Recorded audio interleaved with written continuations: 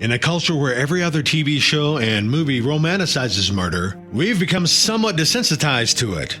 But have you ever stopped to think how many murderers you have passed in your lifetime, or how many you know personally? You might even have come in close contact with a serial killer. According to the former chief of the FBI's elite serial crime unit, John Douglas, there are 25 to 50 active serial killers in the U.S. at any given moment. And this doesn't include incarcerated killers or mass shooting killers. Douglas goes on to explain in his People magazine interview that serial murder is defined by the FBI as the unlawful killing of two or more victims by the same offenders in separate events. This is someone who hunts other people for sport, who has no regard for human life. So it got me thinking, has this area seen the handiwork of a serial killer? The answer is yes.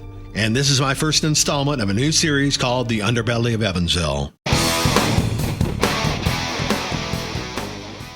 Leslie Irvin, also known as Mad Dog, was convicted of killing 6 people in the Evansville area in 1954 and 1955. The killing took place in Vanderburgh and Posey counties in Indiana and also in Henderson, Kentucky. All 6 victims were shot at close range by Irvin. In his final murders before being apprehended, Irvin slaughtered a family, the Duncans of Henderson, in 1955.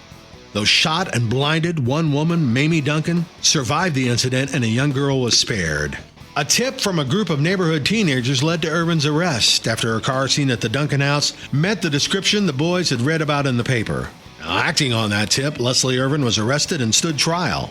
The first trial was in late 1955. He broke out of a Princeton, Indiana jail in January of 1956 and headed to San Francisco, where he was caught and sent back to our area. This case set a precedent in the School of Law. It was claimed that Irvin could not get a fair trial due to all the pre-publicity.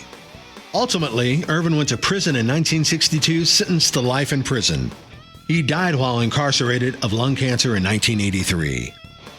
The other case of an alleged serial killer in our midst happened in 2014 when a man walking his dog along the banks of the Ohio River thought he saw a body floating down the river. According to a news source, police then searched the area and discovered at least 17 murder victims wrapped in individual plastic bags in various states of decay and dismemberment. After inquiries from the local media, Henderson Police and the Kentucky State Police publicly announced that this incident is classified as a hoax. I'm the Sandman. I invite you to keep looking for further installments of my Underbelly of Evansville blogs and video coming soon.